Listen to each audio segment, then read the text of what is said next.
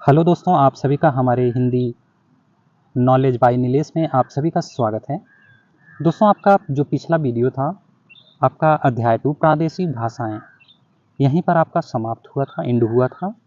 तो दोस्तों, यहीं से आपका फिर अध्याय 2 प्रादेशिक भाषाओं से इस वीडियो में प्रोवाइड किया जा रहा है, आपको बताया जा रहा है। और दोस्तों, अनुच्छेद 345 से स्टार्ट हुआ है कि प्रादेशिक भाषाएं आपका अनुच्छेद 345 आपका राजभाषा और राजभाषाएं आपकी जो होती हैं, इस व्यवस्था में अंग्रेजी का प्रयोग जारी होने तक क्या इसकी योगदान रहा है, हिंदी और अंग्रेजी का। दोस्तों, आप हमारे चैनल को अपने दोस्तों को भी शेयर कर दीजिए। आप भी चैनल को सब्सक्राइब कर लेंगे, वीडियो को लाइक भी कर देंगे दोस्तों। और दोस्तों, आपकी ये कॉम्पिटिटिव एग्जाम के लिए बेस्ट वीडियो हैं। और यहाँ से आपके एग्ज़ाम के क्वेश्चन हैं जो आपको मिलने वाले हैं, और वस्तुनिष्ठ क्वेश्चन और मिलने वाले हैं। आपको वस्तुनिष्ठ क्वेश्चन मिलेंगे, और जो एग्ज़ाम के क्वेश्चन होंगे, आप किसी भी टाइप के एग्ज़ाम हिंदी में देंगे, आपको 100% क्वालिफाई कर पाएंगे। आप 100% हिंदी में क्वालिफाई कर पाएंगे। दोस्तों, थोड़ा क्या है कि आप एक बार इसको, जो मैं बता रहा हूँ ना, इसे देखते जाइए या मेरी आवाज़ को सुन लीजिए कि हिंदी अंग्रेजी की ये संघर्ष होते हुए ये कैसे, ये हमारी लैंग्वेज, भावनाओं, संस्कृति, भाषाएं कैसे ये अपना रूप लिया, ये इतनी भाषाएं बोली जा रही हैं, ये आया कहाँ से, कैसे हुआ, फिर हिंदी ही क्यों, ऐसी सारी चीज़ें ये यहाँ से आपको बताया जा रहा है। और जब क्वेश्चन आपको प्रोवाइड किया जाएगा तो समझ पाएंगे आप। थोड़ा ऐसे देखते रहिए।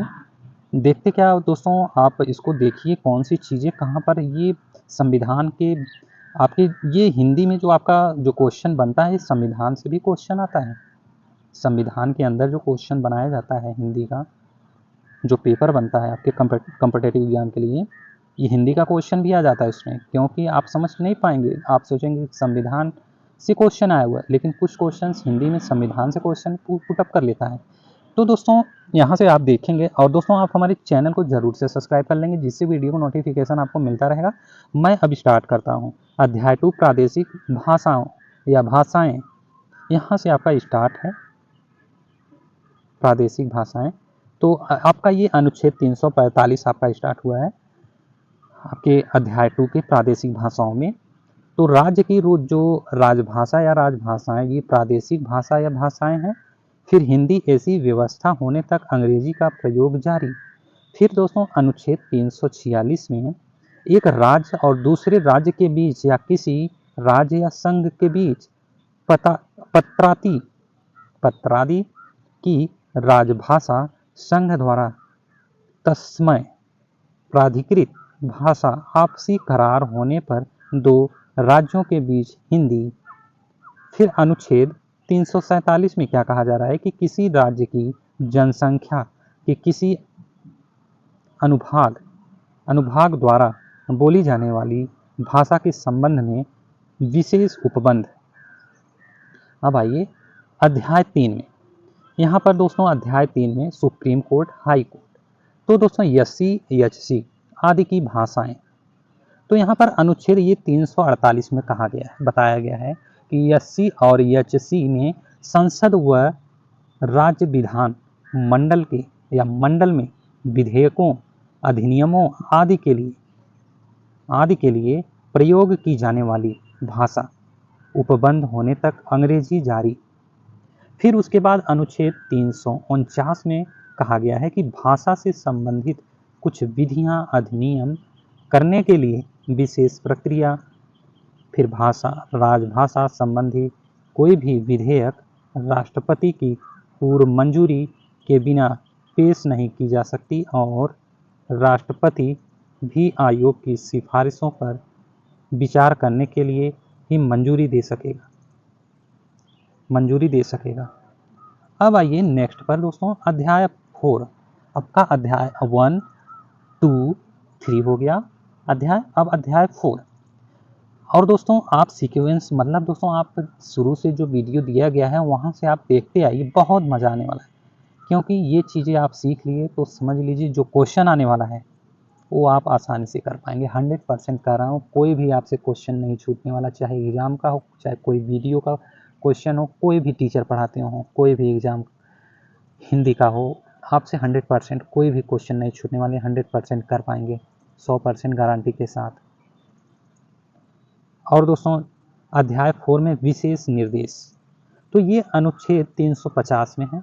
ये व्यवस्था के निवारण के लिए अभ्यावेदन में प्रयोग की जाने वाली भाषा किसी भाषा में भाषाई अल्पसंख्यक वर्गों के लिए प्राथमिक स्तर पर मातृभाषा में शिक्षा की सुविधाएं। फिर दूसरा करा कि भाषाई अल्पसंख्यक वर्गों के लिए विशेष अधिकारी की नियुक्ति राष्ट्रपति द्वारा। अब आइए राष्ट्रपति के द्वारा देखिए दोस्तों, अनुच्छेद 351 हिंदी के विकास के लिए निर्देश। तो दोस्तों इसमें 351 में, अनुच्छेद 351 में हिंदी के विकास के लिए जो निर्देश दिया गया है, उस संघ का यह कर्तव्य होगा कि वह हिंदी भाषा का प्रचार या प्रसार बढ़ाएं, उसका विकास करें, जिससे वह भारत की सामरिक संस्कृति के लिए सभी तत्वों की अभिव्यक्त का माध्यम बन सके और उसकी प्राकृतिक में हस्तक्षेप किए बिना हिंदुस्तानी में और आठवीं अनुसूची में विनिर्दिष्ट भारत की अन्य भाषाओं में प्रयुक्त रूप, शैली और पदावली को आत्मसात करते हुए जहाँ आवश्यक या वांछनीय हो वहाँ उसके शब्द भंडार के लिए मुख्यतः संस्कृत या संस्कृत से और गौणतः अन्य भाषाओं से शब्द ग्रहण करते हुए उसकी समृद्धि सुनिश्चित करें। अब आइए नेक्स्ट क्वेश्चन। अब यहाँ पर आपकी 8वीं अनुसूची यहाँ पर बताई गई है। तो 8वीं अनुसूची में आपके दोस्तों इसको नोट कर लीजिए, जो चीज़ें आपको थोड़ी थोड़ी मिल रही हैं बहुत इम्पोर्टेंट है आपके लिए। तो 8वीं अनुसूची आपको अभी बताया गया कि आपकी 8वीं अनुसूची में ये सारी चीज़ें बताई गई हैं और राष्ट्रपति के द्वारा आपके हिंदी के विकास के लिए 8वीं अनुसूची में ये सारी चीज़ें संविधान के द्वारा बताया गया है। तो दोस्तों 8वीं अनुसूची में संविधान द्वारा मान्यता प्राप्त 22 प्रादेशिक भाषाओं का उल्लेख है। 22 प्रादेशिक भाषाओं का उल्लेख है। इस अनुसूची में आरंभ से 14 भाषाएं, नोट करिएगा, आरंभ से या आरंभ में मतलब दोस्तों एकदम शुरू में 14 भाषाएं थी। पहला क्या था? असमिया, दूसरा बांग्ला, तीसरा गुजराती, चौथा हिंदी, पांचवा कन्नड़, छठवां कश्मीरी, सातवां मलयालम, आठवां मराठी, नौवां उड़िया, 10वां पंजाबी, 11वां संस्कृत, 12वां तमिल और 13वां तेलुगु, 14वां उर्दू थी। बाद में सिंधी को 21वां संशोधन में, 21वां आपका जो संशोधन हुआ था 1967 ईस्वी में, आपके तत्पश्चात कोकड़ी, मणिपुर, नेपाली को, फिर उसके बाद दोस्तों इसको ध्यानपूर्वक नोट करिए, कोकड़ी, मणिपुर, नेपाली, ये 3 भाषाओं और जोड़ लीजिए। तो ये 14 और 3 कितना हो गया? 17 भाषाएं, ठीक है। और फिर ये संशोधन 21वां था और फिर इसके बाद 71वां संशोधन होने के बाद 1992 ईस्वी में तो इसमें शामिल किया गया है, जिससे इसकी जो संख्या 18 हो गई। तो इसमें आपकी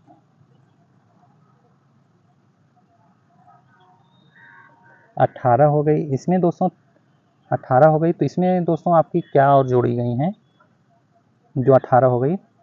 तदुपरांत बोडो और डोगरी, फिर मैथिली, संथाली 1 2 3 4, फिर इसके बाद संथाली को फिर 92वां संशोधन 2003 में शामिल किया गया। इस प्रकार अनुसूची में 22 भाषाएं हो गए। तो दोस्तों आपका 17, 18, 19, 20, 21 एक और छूट रहा है, कहाँ से दोस्तों? ये 3 ही था ना यहाँ पे।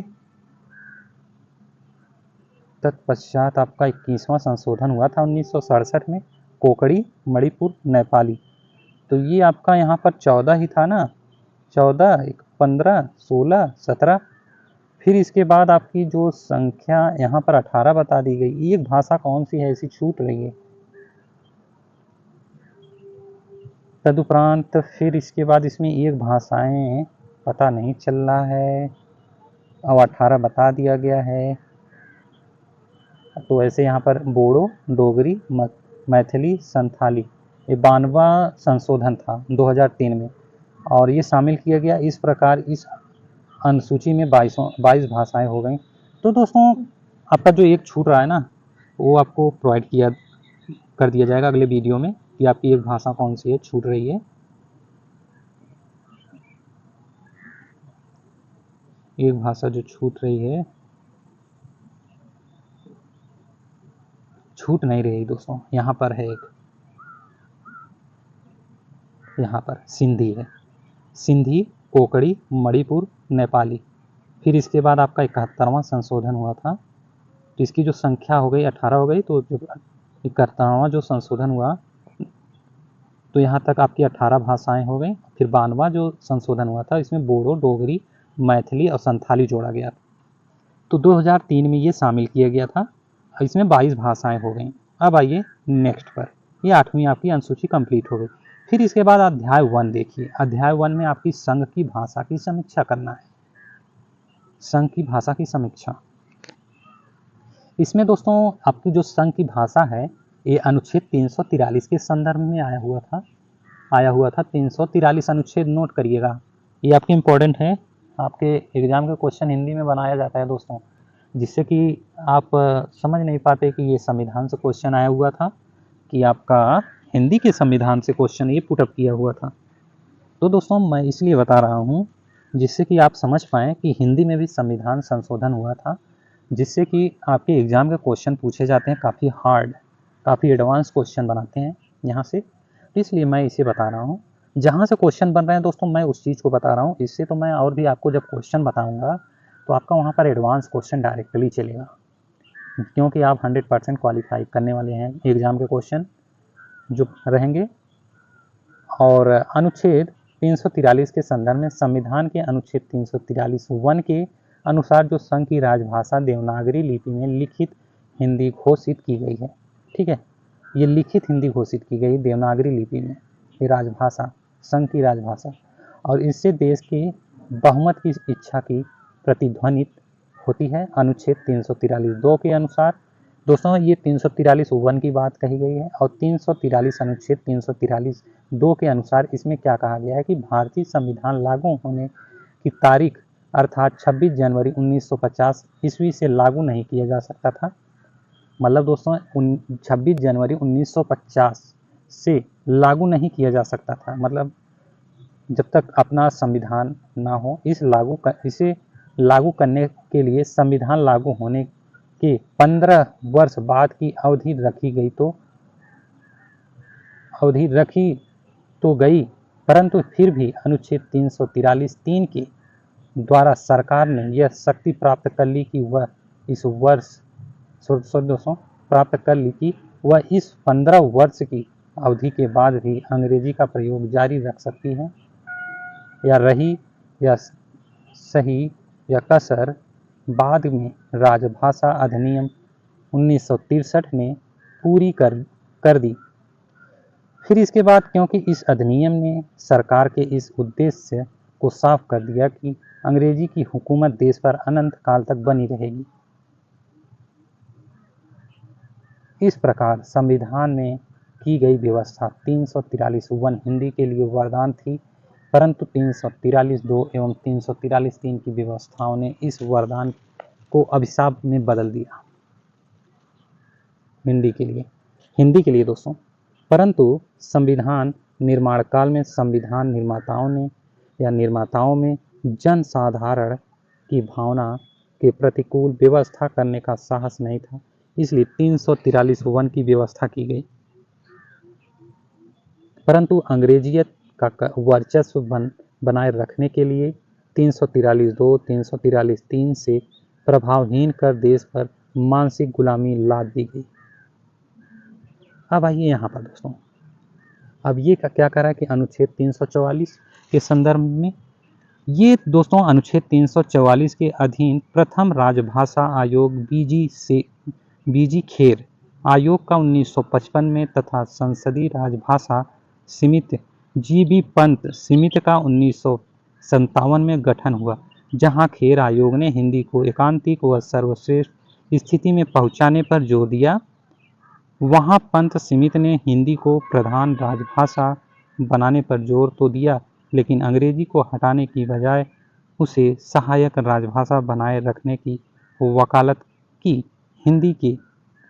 हिंदी के दुर्भाग्य से सरकार ने खेर आयोग को महज औपचारिक माना और हिंदी के विकास के लिए कोई ठोस कदम नहीं उठाए, जबकि सरकार ने पंत समिति की सिफारिशों को स्वीकार किया, जो आगे चलकर राजभाषा अधिनियम 1963-67 का आधार बनी, जिसने हिंदी का सत्यानाश कर दिया। दोस्तों 1963-67 का आधार बनी, जिसने हिंदी का सत्यानाश कर दिया। समग्रता से देखें तो स्वतंत्रता संग्राम काल में हिंदी देश में राष्ट्रीय चेतना का प्रतीक थी। ये तो राष्ट्रभाषा बनी और राजभाषा अधिनियम 1963 के बाद केवल संपर्क भाषा होकर रह गई। अब आइए दोस्तों अध्याय 2, ये प्रादेशिक भाषाएं एवं 8वीं अनुसूची की समीक्षा। ये दोस्तों आपको अगले वीडियो में प्रोवाइड किया जाएगा।